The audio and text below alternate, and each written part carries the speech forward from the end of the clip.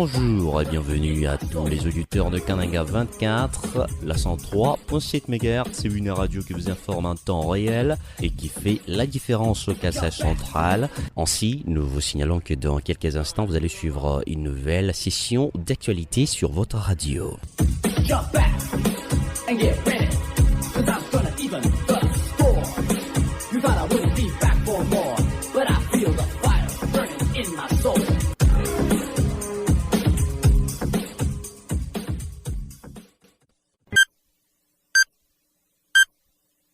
Il est 6h juste à Kananga, temps sacré du journal. Nous recevons à la présentation André Katiningala-Mouloumé. Bonjour André. Bonjour Sylvain, bonjour également aux auditrices et auditeurs de la radio Kananga 24 et bienvenue à cette session de vos nouvelles qui commence par les sommaires. Kananga 24. La polémique sur les rémunérations des députés nationaux s'intensifie. L'opposition congolaise critique les déclarations du président de l'Assemblée nationale, Vital Kamerhe, concernant les émoluments des législateurs et exige une enquête sur ces. C'est le titre de la revue de presse de ce lundi sur Kananga 24. Kananga 24.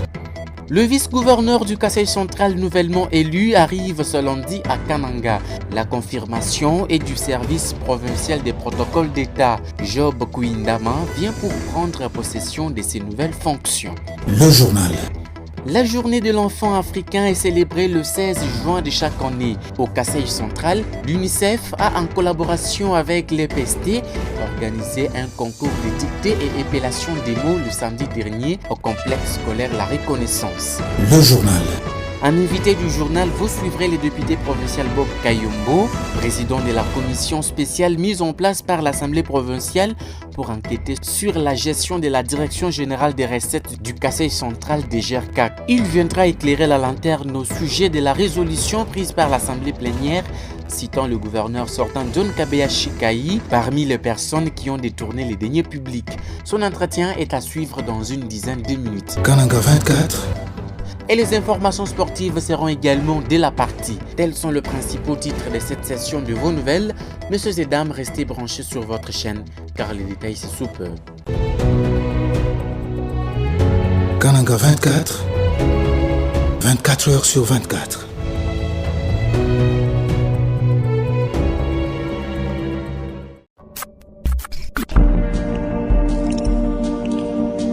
La revue de presse. Passy, Lucien Mekeba, bonjour. Bonjour Sylvain Tendai, j'ai dit également bonjour à tous les auditeurs de Kananga 24. La revue de presse. Avec Passy, nous parlons compilation de journaux de la presse quinoise sur Kananga 24. Dites-nous Passy, qu'est-ce qui en fait la une? Oui, à la une de la revue de presse, le média paru ces jours à Kinshasa commente en ce qui concerne la polémique sur les rémunérations des députés nationaux qui s'intensifie. À cet effet, actualité.cd titre en ce qui les concerne, Martin Fayoulou dénonce les contre-vérités sur les salaires des députés et exige une enquête. Pour ce quotidien, Martin Fayoulou Madidi, figure de l'opposition, a critiqué les déclarations du président de l'Assemblée nationale Vital Kamerhe concernant les émoluments des législateurs. Fayoulou a insisté hier dimanche que le montant de 14 millions de francs congolais par mois évoqué par Vital Kamerhe comme la rémunération totale d'un député ne représente en réalité que leur salaire de base excluant d'autres avantages et primes. Selon Martin Fayoulou, cette sous-estimation des rémunérations des députés constitue une pure contre-vérité et un mensonge envers le citoyen congolais. Il exige une enquête approfondie et des accusations contre les responsables de cette désinformation. En août 2022, note le tabloïd, Fayoulou avait déjà exprimé son indignation en découvrant que les députés percevaient jusqu'à 21 000 $ par mois, qualifiant cette rémunération de disproportionnée comparée à celle des autres professions essentielles dans un pays où la majorité de la population vit avec moins de 2 $ par jour. En entretemps, après le tollé général suscité lors de la législature passée avec Christophe Mbonso, Kamerhe va-t-il mettre fin aux débat sur les rémunérations exorbitantes des députés nationaux, s'interrogent les tabloïds. Cette question mérite d'être posée au regard du dernier discours de Vital Kamerhe à l'occasion de la clôture de la session ordinaire de mars le samedi dernier au Palais du Peuple, siège du Parlement. Il a réaffirmé à cette occasion que le salaire des députés avait été réduit pour atténuer la tension salariale au sein du gouvernement. Il a mis au défi quiconque de prouver que le député gagne 21 000 $, soulignant la transparence et la volonté de son administration de clarifier ces chiffres. Et autre chose, dans un autre registre, poursuit actualité.cd, Judith Suminwa annonce la tenue d'un séminaire pour permettre aux membres du gouvernement de s'imprégner des principes qui doivent les guider dans l'exécution de leurs tâches. Ce séminaire, selon elle, sera l'occasion de partager les informations et d'échanger les expériences afin de consolider la cohésion au sein du gouvernement et d'assurer l'exécution harmonieuse du programme gouvernemental destiné à répondre aux préoccupations de la population congolaise. Cependant, notre agence congolaise de presse, une évaluation sur les actions de membres du gouvernement de la République sera effectuée dans un intervalle de 3 mois, a annoncé également le même vendredi le ministre de la Communication à l'issue de ce premier conseil des ministres présidé par le président Félix-Antoine Tshisekedi. Et pour terminer, en ce qui concerne toujours le gouvernement suminois, le secrétaire général de l'UDPS, Augustin Kabouya, interdit au ministre du gouvernement suminois issu de son parti de ne pas mettre en place leur cabinet en attendant la transmission des listes des recommandés à l'issue de la réunion qui devrait avoir lieu hier dimanche à Kinshasa. Et voilà, fidèles auditeurs, ce qui referme cette revue de presse et merci de l'avoir écouté. La revue de presse. Merci à toi Pacifique Moukiba pour la présentation de cette revue de presse. Mesdames et messieurs, sans plus tarder, revenons à André Katénégal-Molmé pour suivre cette fois-ci information au niveau local. Comme annoncé au sommaire, c'est ce lundi que le vice-gouverneur du Kasaï central nouvellement élu arrive à Kananga. La précision est du service provincial du protocole d'État à travers un communiqué officiel. Job Kouindama vient au chef-lieu du Kasaï central pour prendre possession de ses nouvelles fonctions. Voici comment se présentent les programmes de son arrivée. 7h30, mise en place terminée des éléments de la police nationale congolaise. 8h30, arrivée de personnalités. 8h50, arrivée des membres du comité provincial de sécurité.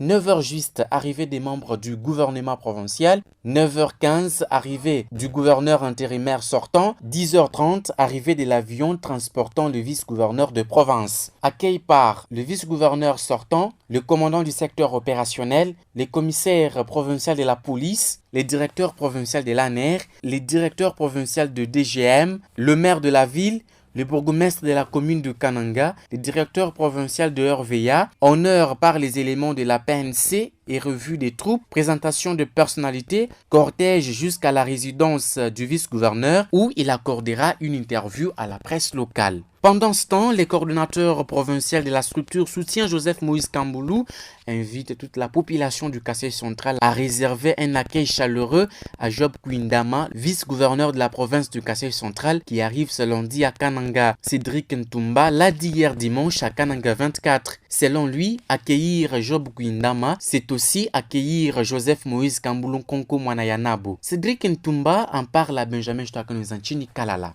Pour le moment, j'appelle tout le monde, j'appelle tous les membres de SGMK dans toutes nos 5 communes qui composent la ville de Kananga, ceux qui sont à l'intérieur, donc dans nos 5 territoires de la province du Kasaï central, de se mobiliser à partir de maintenant et d'être à l'aéroport à partir de 7h30 pour accueillir chaleureusement notre vice-gouverneur, je cite Job Kouindama, qui vient pour préparer l'arrivée de notre excellence Joseph Moïse Kamboulou. Job Kouindama, c'est notre excellence, le vice-gouverneur de la province du Kasaï central. Nous sommes contents de son arrivée et nous l'accueillons l'accueil chaleureux. J'appelle toute la population, la province de Kasaï central, d'être en union, d'être dans l'unité. C'est Joseph Kamboulou lui-même. Vous savez, il y a le Saint-Esprit, il y a Jésus-Christ et il y a aussi Dieu. Mais ça fait un seul homme. C'est pourquoi Job Kouindama est égal à Kamboulou. Si tu ne viens pas accueillir Job Kouindama, mais tu vas accueillir Kamboulou comment? Donc, si tu donnes confiance à Job Kouindama, automatiquement tu donnes confiance à Moïse Kamboulou. C'est pourquoi j'appelle toute la population du Kassai central de venir massivement accueillir notre vice-gouverneur qui vient ce lundi pour le développement de notre province. Autre nouvelle à présent, le président de la commission spéciale mise en place par l'Assemblée provinciale pour enquêter sur la gestion de la Direction générale des recettes du Kassai central de Jerkak était devant la presse locale le week-end dernier. Il était question pour le député provincial Bob Kayombo d'éclairer l'opinion publique sur les résolutions prises par l'Assemblée plénière, citant ainsi le gouverneur sortant John Kabeya Shikai qui n'a pas fait l'objet dans les rapports déposés par lui. Cependant, il s'est dit inquiet et qualifie cette déclaration du gâchis à ses rapports. Suivez les propos du député provincial Bob Kayombo dans cette sélection de Passé du ciel Moukeba.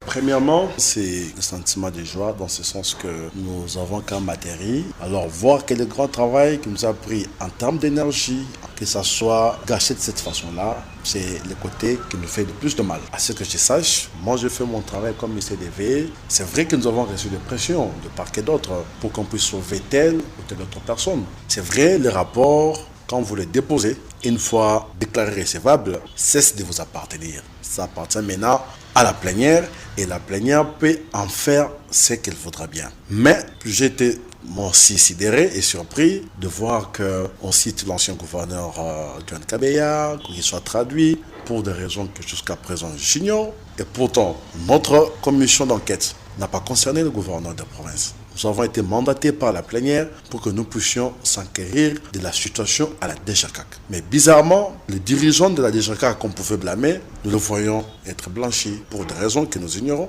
Mais les gens qui n'ont même pas fait objet d'une enquête, on les parachute dans l'enquête pour qu'ils soient déférés devant le cours et tribunaux. Je ne me comporte pas en défenseur de l'ancien gouverneur, mais je ne voudrais pas qu'on fasse un peu cette cacophonie. Il y aura un temps où on aura à enquêter sur la gestion du gouverneur Kabeya. Et l'enquête que nous avons menée ne concernait nullement le gouverneur Kabeya, ça concernait la gestion de la DGCAC.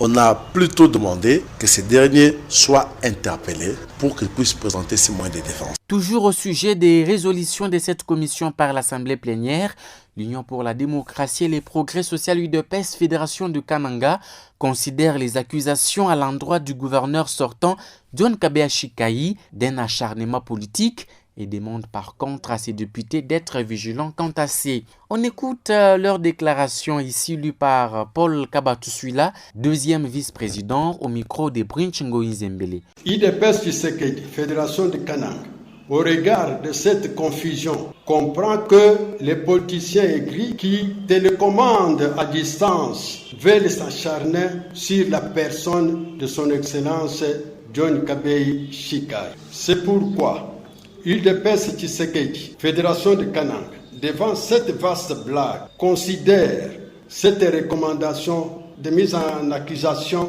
sans objet et de nul effet.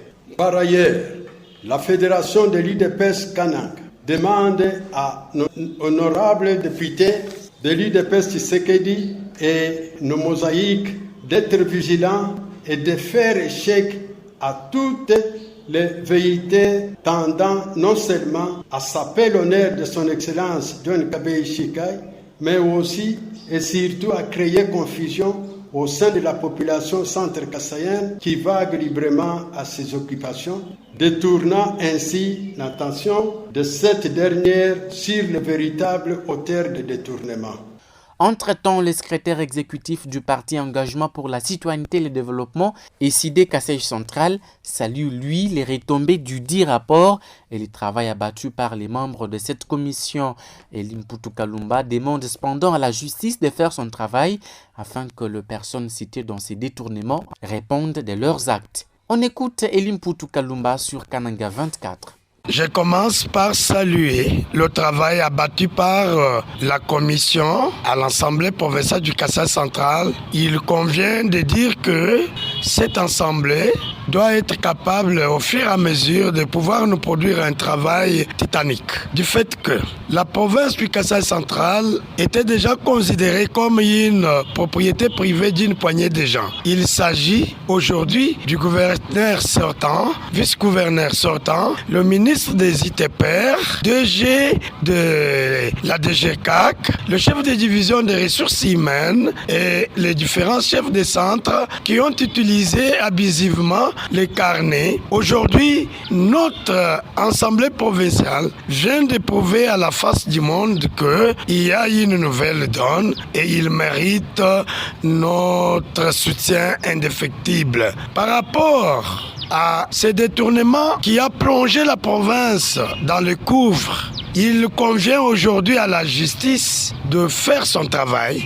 Mais notre crainte est que nous ne puissions pas subir lors de la commission Wichi qui n'avait pas apporté de résultats escomptés. C'est ainsi que nous ne pouvons pas accepter tout le monde qui vient en tant que gouverneur avec une politique cachée pour rançonner notre population. J'insiste beaucoup que ceux-là dont les noms sont cités soient arrêtés et jugés pour respecter l'état des droits et que la justice soit faite pour que ceux-là qui vont venir ne soient pas trempés dans les mêmes bêtises.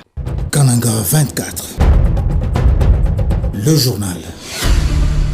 Autre chose, un conflit coutumier est signalé dans les territoires de Dibaya entre le chef Mbulungu Jean-Marie de Bakwamamba et un candidat député aux élections passées, Donatien Bakumbane. À la base, selon les sources concordantes, la construction d'un forage dans ces villages. Interrogé par Kananga 24, les chefs Mbulungu accusent cet homme politique de vouloir semer des désordres en voulant s'approprier ces forages.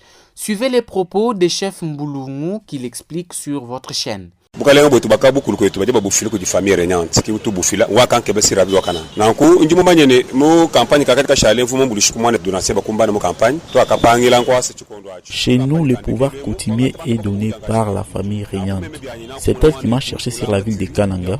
J'ai accompagné Donatien Bakumbane dans la campagne de la fois antérieure. Dans celle récente, il a pris d'autres personnes pour travailler avec. Et moi aussi, j'ai accepté d'accompagner mes frères Moulamba et Tchakos. J'ai bâti campagne pour eux et ils sont sortis. Et maintenant, je suis resté ennemi à Donatien Bakumbane. Plusieurs personnes viennent me dire que je l'ai rejeté. À ma grande surprise, il est parti chercher un de ma famille qui n'est même pas de la famille régnante pour qu'il fasse des bruits contre moi. Je suis présentement au tribunal pour que la justice parle pour moi. Et je demande aux autorités de dire à notre frère Mouangalaï de se réserver. S'il veut le pouvoir, la famille régnante est là. Et si elle décide de me faire quitter du pouvoir, je suis d'accord. Nous tous, nous sommes en dessous de la loi.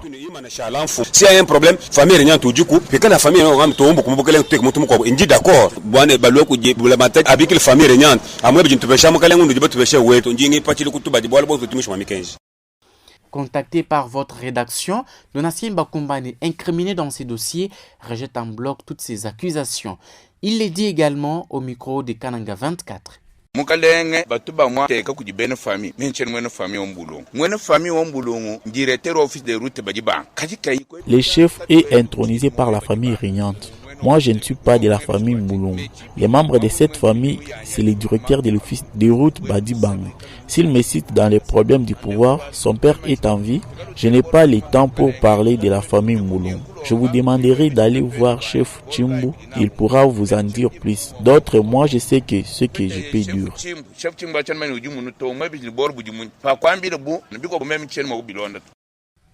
Comme annoncé au sommaire, le monde célèbre chaque 16 juin la journée de l'enfant africain. Pour cette année, le thème est l'éducation pour tous les enfants en Afrique. Se référant à ce thème, l'Organisation des Nations Unies pour l'enfance, UNICEF, a en partenariat avec l'EPST organisé un concours de dictée et d'épellation des mots le samedi dernier au complexe scolaire La Reconnaissance. Plusieurs écoles ont pris part à cette compétition et c'est le complexe scolaire La Reconnaissance qui a raflé le prix de la meilleure école. Suivez d'autres détails dans ce reportage de Dora Tsongo, notre confrère de KCRT. C'était C'est à l'occasion de la Journée internationale de l'enfant africain que quelques structures d'encadrement de l'enfant, notamment UNICEF, Amour Plus, ainsi que la division provinciale de l'EPST, se sont réunies pour la célébration qu'un concours de la dictée et épellation des mots était improvisé séance tenante par ces structures triumvirales à l'issue duquel 2 élèves du complexe scolaire La Reconnaissance caracolent encore à la tête sur un nombre de 20 écoles de Kananga en épellation des mots tout comme en dictée. Les 2 apprenants de La Reconnaissance expriment leur joie en donnant leur secret de cette réussite. Mikobibo Peglodi et Onyx Bilonda Mulumba s'expriment. Parce que nous sommes déjà habitués à faire des dictées chaque jour. Et comme ce matin nous a surpris qu'il faut aller faire la dictée, je n'ai pas paniqué parce que je savais que ça serait toujours comme d'habitude. J'ai bénéficié d'un cadeau. Je remercie mes parents parce qu'ils m'ont beaucoup soutenu et les enseignants parce qu'ils ont eu une bonne formation. Et les promoteurs parce que grâce à lui, son école est devenue la meilleure de la province de Kasaï central. Je n'ai rien fait de spécial et aussi ce n'était pas des mots compliqués. Des mots que nous utilisons aussi tous les jours, par exemple à une dictée. J'ai bénéficié d'un sac. Les promoteurs aussi un grand merci. Ils m'ont bien encadré. Motif de satisfaction à leur enseignant qui a fait savoir que ceci est une résultante d'une bonne formation. Maître Zachary Kabongo Chibwabwa est enseignant de 6e primaire à La Reconnaissance. Ces enfants ont été pris à pied levé ce matin. Comme nous sommes fiers de nos élèves, ils s'étaient déjà préparés. Une fois arrivés ici, j'ai préparé seulement sur la psychologie. Ce sont des enfants qui ont commencé à s'exercer en dictée depuis le mois de septembre. À partir de l'école maternelle jusqu'en 6e année, un enfant de La Reconnaissance sait lire et écrire. Suite à cela, devant un concours pareil, à notre niveau, c'est une répétition qu'on est en train de faire. Nous remercions d'abord notre promoteur parce que c'est l'homme qu'il faut. Il est souvent à côté de ses enseignants et ses élèves pour voir un peu son évolution. C'est pourquoi chez nous, même si on dit que le concours est ici maintenant, donc les enfants doivent toujours le faire. Un résultat salué par le point focal chargé des urgences de l'EPST à l'UNICEF et président du jury, Jean Dadi Kaninda. Nous avons accordé la correction à l'inspecteur chef de poule primaire Kananga 2. Il a corrigé et à partir de sa correction, nous avons eu 5 qui ont eu des cotes élevées par rapport aux autres. Ils l'ont mérité parce que c'était dans une transparence totale. C'est dehors, on a posé la dictée. Je suis allé avec les papiers, j'ai donné à l'inspecteur. Il a corrigé sur place aussi dans la tribune où il était et il nous a donné les résultats. Épellation de mots, nous avons des écoles qui sont sorties en première position. Complexe scolaire La Reconnaissance, la dictée, nous avons complexe scolaire La Reconnaissance. Notons que la publication de ces résultats a été sanctionnée par la remise de quelques cadeaux par UNICEF, entendu Fonds des Nations Unies pour l'enfance. Parmi les écoles lauréates, on retrouve également le complexe scolaire Les Enfants d'Israël. Casimir Kankonde, directeur de cette école privée, s'est dit satisfait de ces concours. Selon lui, si ces élèves ont réussi à ces concours, c'est grâce à une bonne formation qu'offre leur école. Casimir Kankonde donne ses impressions de joie au micro de Benjamin Chouakonouzantini Kalala. Nous avons une grande joie parce que cette journée a été organisée par l'UNICEF qui nous a aussi invités de pouvoir participer. Et vous savez qu'après cette manifestation, il y avait aussi les concours. Il y a eu l'appellation des mots et la dictée. Et c'est notre école, le complexe scolaire Les Enfants d'Israël, qui a emporté la victoire. Donc, le complexe scolaire Les Enfants d'Israël est sorti la première école dans ce concours. Donc, c'est une grande joie. Et c'est pourquoi je remercie mes ministres ici. Je ne les appelle pas élèves parce que je vous ai toujours dit, ici au complexe scolaire Les Enfants d'Israël, nous sommes en train de former les enfants qui prendront ce pays vraiment en main. Ce sont ces enfants qui vont diriger ce pays. Ça, je vous l'ai dit et il faut les noter dès maintenant. Nous sommes en train de former des responsables. Donc, ce sont mes élèves ici qui ont emporté la victoire et ils sont sortis le premier. C'est pourquoi je dois aussi remercier les enseignants parce que ce sont eux qui ont donné leur temps. Ils se sont donné corps et âme pour donner une bonne formation à ces enfants. Et je remercie même les parents qui ont accepté d'appuyer ces enfants tout au long de cette année qui va bientôt chuter. Ludikai Mutombo et Mwambanzambi, tous élèves de la 5e année au complexe scolaire Les Enfants d'Israël et lauréats de ce concours, remercient l'UNICEF pour l'organisation. Ils invitent les élèves de la ville de Kananga à aller étudier au complexe scolaire Les Enfants d'Israël pour une bonne formation. Ils en parlent tour à tour au micro de Benjamin Chouakonouzantini Kalala.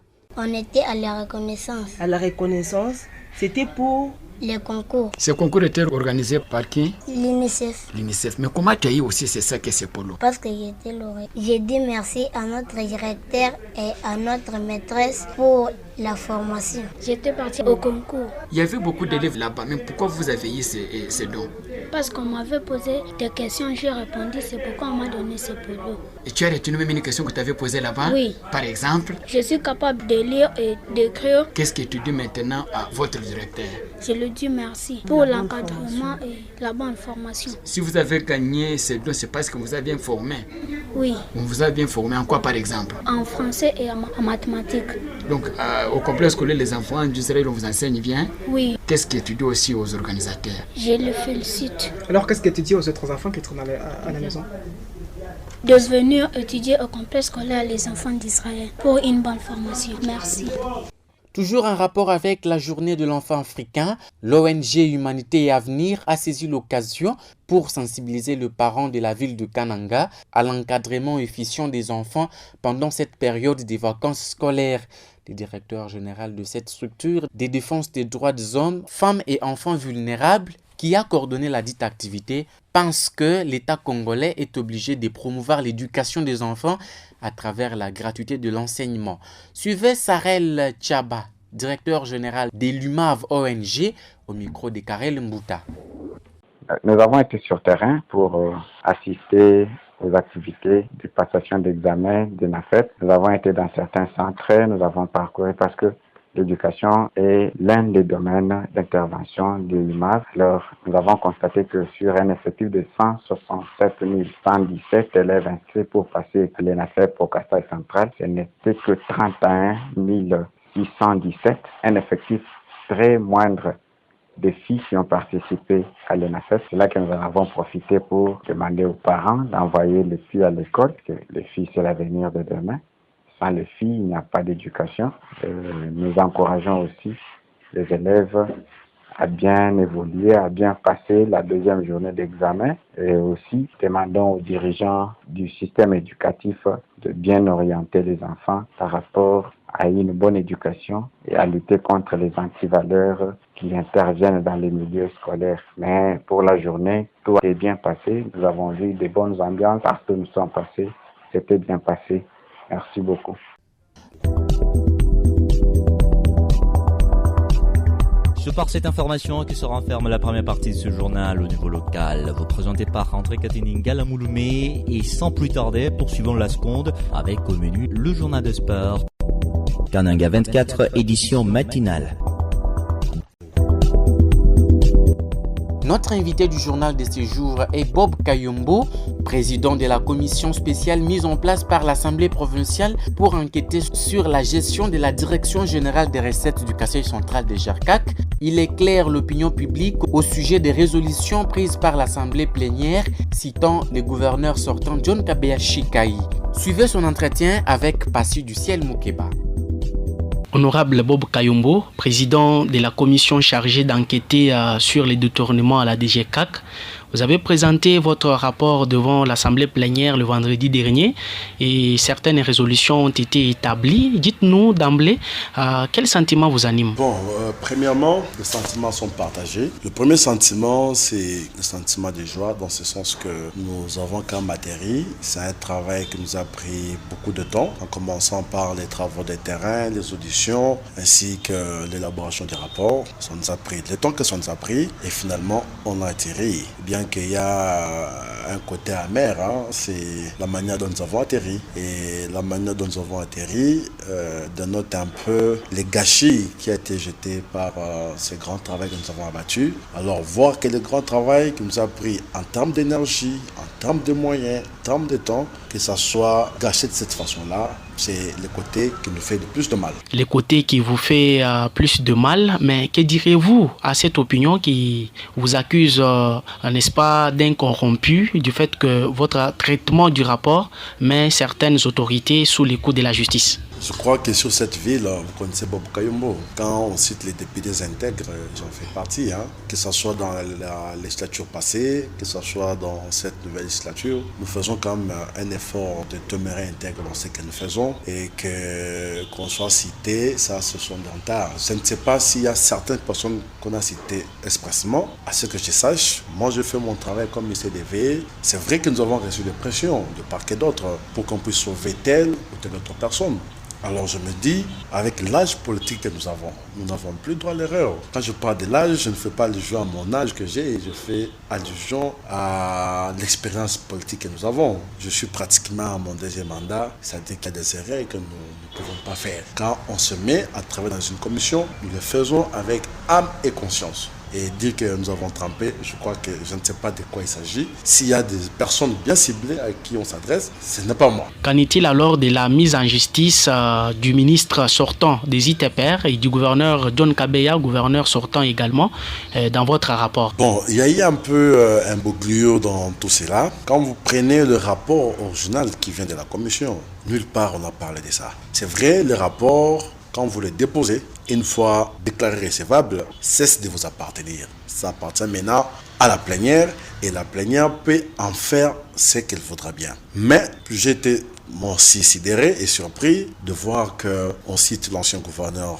John Kabeya, qu'il soit traduit pour des raisons que jusqu'à présent j'ignore. Et pourtant, notre commission d'enquête n'a pas concerné le gouverneur de province. Nous avons été mandatés par la plénière pour que nous puissions s'enquérir de la situation à la DGCAC. Mais bizarrement, les dirigeants de la DGCAC qu'on pouvait blâmer, nous le voyons être blanchis pour des raisons que nous ignorons. Mais les gens qui n'ont même pas fait objet d'une enquête, on les parachute dans l'enquête pour qu'ils soient déférés devant le cours et tribunal. Je ne me comporte pas en défenseur de l'ancien gouverneur, mais je ne voudrais pas qu'on fasse un peu cette cacophonie. Il y aura un temps où on aura à enquêter sur la gestion du gouverneur Kabeya. Et l'enquête que nous avons menée ne concernait nullement le gouverneur Kabeya, ça concernait la gestion de la DGCAC. Alors, dans le cadre de votre propre travail au rapport, qu'est-ce que vous avez proposé ou formulé concrètement comme proposition quant à ce? Vous savez, chers frères, que la régie financière que nous avons, c'est la seule source que la province a. Pour ceux qui étaient dans la salle, ils m'ont entendu parler. J'ai dit ceci, j'ai dit, Lualaba est en train d'être construit. Lualaba ne se construit pas avec l'argent de Kinshasa. L'espace Kivu, le grand Kivu, ça ne se construit pas avec l'argent qui vient de Kinshasa. Ça se construit avec les recettes faites localement. Alors, on ne peut pas accepter que dans une régie telle que la DGCAC, qu'il y ait autant de légèreté dans sa gestion. Il y a une grande légèreté dans la direction générale par leur façon de travailler. Il y a un grand désordre, un dysfonctionnement, en commençant par la direction générale jusqu'au plus petit des agents qui se trouvent au niveau des péages. Je crois, pour c'est sûr que vous n'avez pas encore jeté l'œil dans le rapport, au niveau de quelques péages qu'on a eu à visiter. Mais les gens se servent à souhait. Vous allez voir tout le monde qui est dans le péage, en commençant par les agents de la DGCAC, les agents des ITPR, la police de circulation routière. Tout le monde se sert à souhait et personne ne se dérange ou ne se préoccupe pour que les recettes perçues soient versées dans le trésor de l'État. Et si tel est le cas, dans le rapport, vous situez le détournement à quel niveau? Dans le rapport, nous avons en grande partie, parce qu'il y a l'argent qui a posé problème, c'est l'argent qui venait des centres de Kazumba et des centres de Louisa.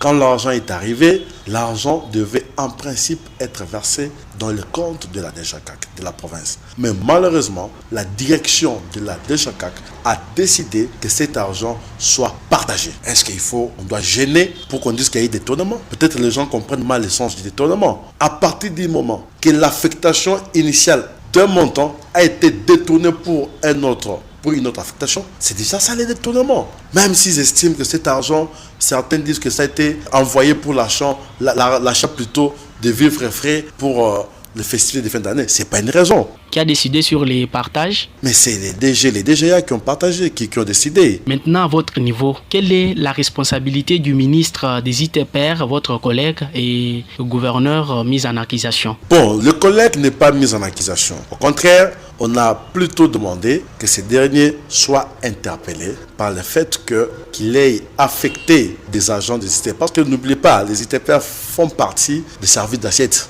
Alors, on a estimé que les raisons qui ont fait qu'il y a aussi coulage de recettes au niveau de péage, c'est parce qu'on y a placé des personnes qui n'avaient pas de matricule, qui n'avaient pas qualité. Raison pour laquelle ils estiment, comme le ministre devait se servir des agents admis sous statut, mais le ministre a affecté au niveau de péage des nouvelles unités, raison pour laquelle la plénière a estimé que ces derniers devaient passer ou venir comme un interpellé devant l'Assemblée pour qu'ils puissent présenter ses moyens de défense. Et peut-on dire qu'il y a eu corruption dans ces dossiers? Non, je ne dis pas qu'il y a eu corruption. Moi, je ne peux pas affirmer des choses dont je n'ai pas de preuves. Moi, je vois très mal qu'un rapport que nous avons élaboré, on n'a pas vu ou on n'a pas sorti la responsabilité du gouverneur. C'est vrai, j'ai évoqué ici qu'à partir du moment qu'un rapport est déclaré recevable, ça cesse d'être un rapport de la commission, ça appartient maintenant à la plénière. Et la plénière peut apporter les amendements qu'elle veut. Alors qu'un collègue ait suggéré ça, c'est de son droit, mais je vois très mal dans ce sens que les concernés, c'est-à-dire les gestionnaires de la DGCAC, soient épargnés et que le gouverneur qui n'a pas fait objet de l'enquête soit parachuté pour qu'il soit déféré devant les cours et tribunaux. Les collègues qui ont avancé ça, c'est de leur droit, ils sont députés, ils sont libres de faire ce qu'ils veulent, mais moi j'aurais aimé qu'on mette en place une commission qui devait statuer sur la gestion du gouverneur sortant. En ce moment-là, comme la commission d'enquête a un pouvoir très élargi, on l'aurait aussi entendu au lieu de passer directement à la décision que la plénière a réservée. Voilà, honorable Bob Kayombo, je vous dis merci. C'est moi qui vous remercie. Le sport.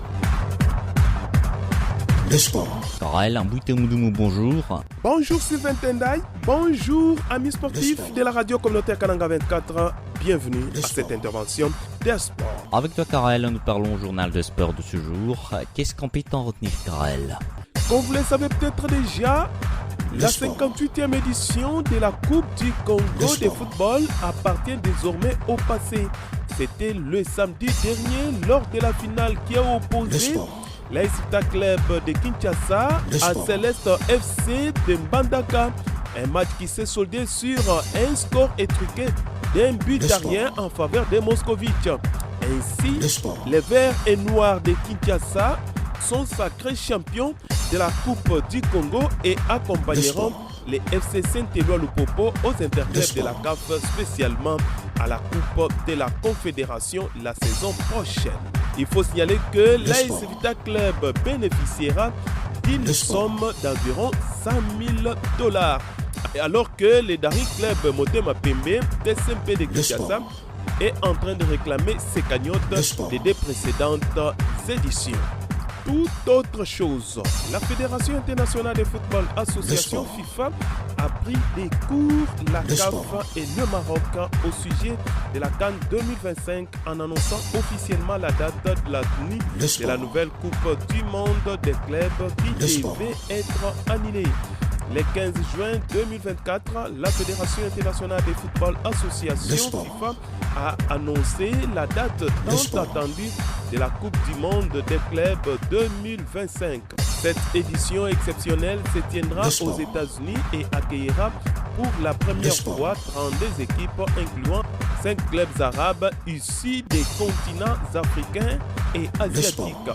À un an exactement du coup d'envoi de cette compétition, Gianni Infantino, le président de la FIFA, a adressé un message enthousiaste aux amateurs de football à travers le monde. Il a déclaré fan de football du monde entier à un an exactement du début de la nouvelle Coupe du Monde. Coupe du Monde des clubs avec 32 participants des 6 continents.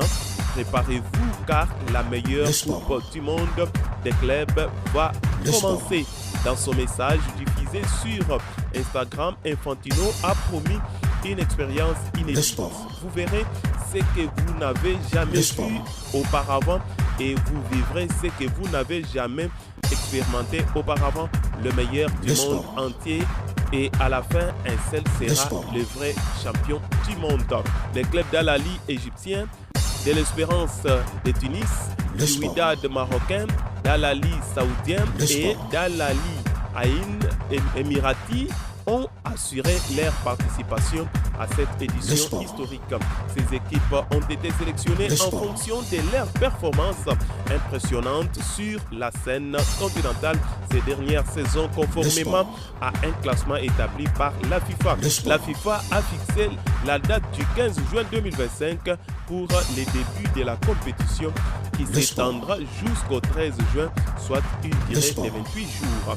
Cela marque un changement significatif par rapport aux éditions précédentes qui s'est déroulé sur quelques jours seulement avec la participation de seulement 7 clubs. À l'occasion de cette annonce, plusieurs stars du monde du football ont exprimé leur enthousiasme pour cette compétition. Le Brésilien Neymar Junior d'Al Hilal saoudien a déclaré « C'est un honneur pour moi de jouer la Coupe du monde des clubs 2025 pour défendre Al Hilal ». Il a ajouté « Le meilleur club du monde et le meilleur sportif du monde seront là ». Et il est clair que cela doit être Al Hilal et mes coéquipiers. Les attentes pour ces tournois sont grandes et je suis sûr que nous serons prêts à représenter nos supporters. David Luiz, actuellement des Flamengo au Brésil, a également partagé son enthousiasme. Je pense que c'est une excellente opportunité pour tout le monde dans le monde, pas seulement pour les joueurs, car tout le monde aura la chance de regarder le match qu'ils attendaient depuis longtemps. Ça sera certainement une Coupe du monde des clubs très réussie. Si j'ai la chance d'être avec Flamengo et de participer à la Coupe du monde des clubs, ce sera certainement l'un des meilleurs tournois que j'aurai joué dans ma vie. Et en attendant la Coupe du monde des clubs 2025, une édition spéciale intitulée Coupe des Confédérations 2024 se tiendra en décembre de cette année. Cette compétition verra la participation de 6 équipes championnes des continents, dont le Real Madrid espagnol, Al Ahly Égypte, Al Hilal Émirati, Pachuca du Mexique, Auckland City néo-zélandais, ainsi que les champions de la Copa Libertadores qui sera déterminée prochainement. La Coupe du monde des clubs 2025 promet d'être un événement inoubliable marquant un tournant dans l'histoire du football avec son format élargi et sa participation mondiale. Cependant, cela risque de chambouler le déroulement de la CAN 2025 qui se tiendra au Maroc. Euro 2024, on a joué hier dans le cadre de la première journée de la phase des groupes. À 15h, Pologne est tombée devant le Pays-Bas, un but contre 2. 3 heures plus tard, soit à 18h, Slovénie et Danemark se sont séparés, un but partout. Et le programme de ce lundi prévoit Roumanie-Ukraine à 15h et à 18h, Belgique contre Slovaquie. 3 heures plus tard, soit à 21h, Autriche croisera la France de Guyane Pampé. Et voilà, confrères, amis sportifs de la radio communautaire Kananga 24, tout pour les sports.